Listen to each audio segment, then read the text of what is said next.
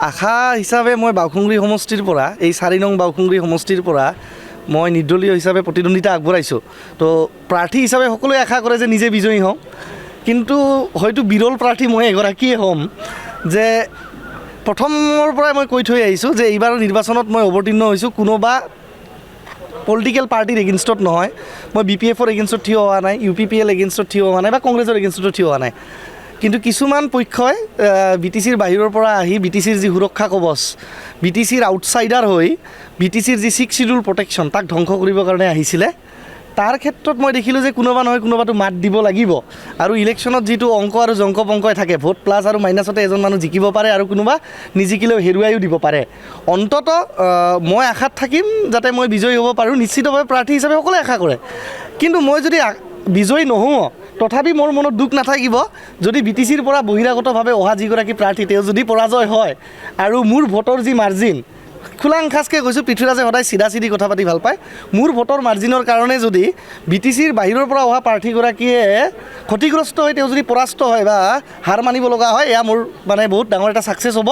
আৰু মোৰ যি ৰাইজৰ প্ৰতি যিটো ডেডিকেশ্যন, মই যে কৈছিলোঁ যে হাজাৰ হাজাৰ বড়ো শ্বহীদ, হাজাৰ হাজাৰ বড়ো যুৱক যুৱতীয়ে শ্বহীদ হোৱাৰ পিছত প্ৰাণ ত্যাগ কৰাৰ পিছত BTCৰ এই সুৰক্ষা কৱচ বা BTC চুক্তি স্বাক্ষৰিত হৈছিল।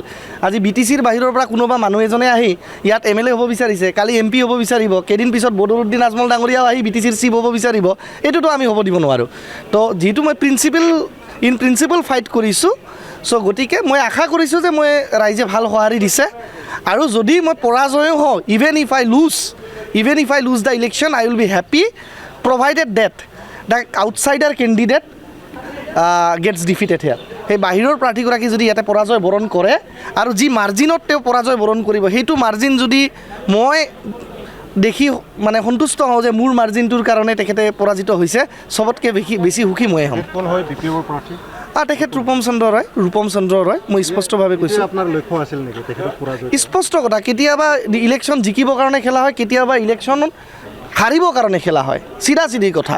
কেতিয়াবা আপোনাৰ ঘৰত যদি কোনোবাই বন্দুক ধৰি বা তীৰ ধনুৰে আহি আক্ৰমণ কৰিব বিচাৰে, আপুনি যদি অকলে থাকে, অকলে গৈ পিনেতো মাৰপিট কৰিব নোৱাৰে। আপুনি কি কৰিব? দৰ্জা খিৰিকীবিলাকে বন্ধ কৰি দিব, ডিফেন্স ফাৰ্ষ্ট, হয়নে? চ' যদিও মই অফেন্সিভ এটাক এইবাৰ দিব পৰা নাই বা যদিও নোৱাৰোঁ, মই নাজানো, ৰেজাল্টেহে ফলাফলে ঘোষণা কৰিব, কিন্তু ডিফেন্সিভ এটাকত BTCৰ বাহিৰৰ পৰা কোনোবা আহি যাতে ইয়াত MLA হ'ব নোৱাৰে, সেইটোৰ ক্ষেত্ৰত যদি মই মাৰ বান্ধি থিয় দিয়াত মই এইবাৰ সফল প্ৰাপ্তি কৰোঁ, মই সকলোতকৈ সুখী হ'ম।